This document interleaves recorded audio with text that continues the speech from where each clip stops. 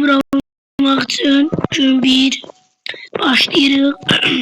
Səhərimizi başlayırıq. Sabah deyirik. Bugünkü vlogumuz Minecraft vlogudur. İnşallah maraqlı olar. Fikrimizdə olan budur ki, Minecraft'ta bir ev seçək. Başlayaq. Burada bu evdən xoşum gəlmir. Ən sevmədiyim bu ev.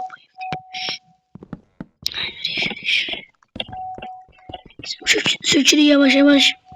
Şu an bu arada abone olağımız bir yattan çıkmasına bu sebepler. Yani abone oluruz düzelt. 100 bine.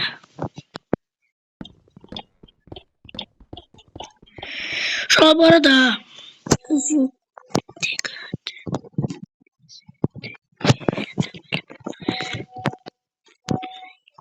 ya değişsin şu. Buradan bir sevdin ha. Ay yok. Ya Allah diyeceğim. Buradan bunu köylüler evi seçirik.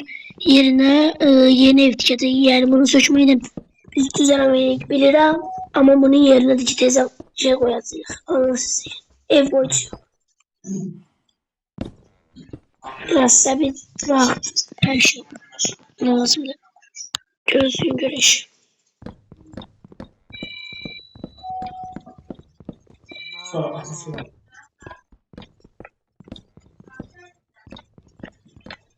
Aha, yavaş yavaş kırdık, kurtardık.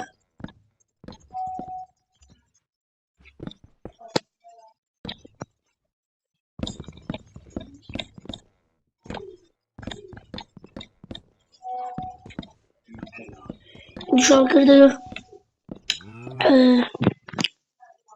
Bunu kırdık. Nereydi evden? Nereydi ev dikmemizi istiyorsa onu bir tane de diyelim. İçeri. Bu evlerde özüm dikmişim. 1, 2, 3, 4'ünü de. Bu bir tane ev altı evimiz. Bunu göstereyim biraz yer altı evimiz. Bunu biraz üstünde şey değil ama yine de olan şeyler değil.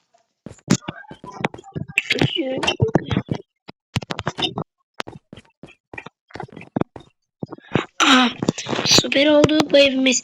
Buraya inşallah yıldıracağız. Böyle var. YouTube'umuz yavaş yavaş keşfe düşüyor. Abonemiz var.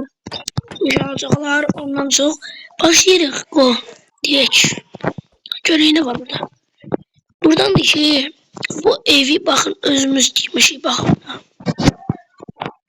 Burada Azerbaycan bayrağını düzeltmişik. Azerbaycan bayrağımızı düzeltmişik. Başka hissat. İnşallah yavaş yavaş 4 dakikalık bir şey baktınız. Söhbət çox uzatmaq istəmirəm. Qoy biraz videolarımız keçir. Buraları qəşəng dikəcəm. Siz abunə olmağı unutmayın.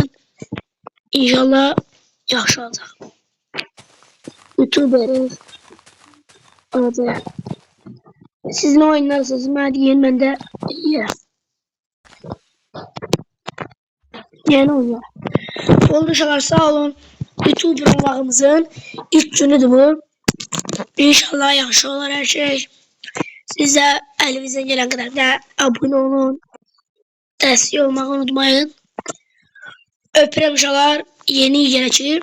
Ona göre bir de abone olmayı unutmayın. Yeni vlogumuz bu kadar. O bu bir de gözlüyorsunuz bir tane. Gözlüğünüzü ulaştırmayın.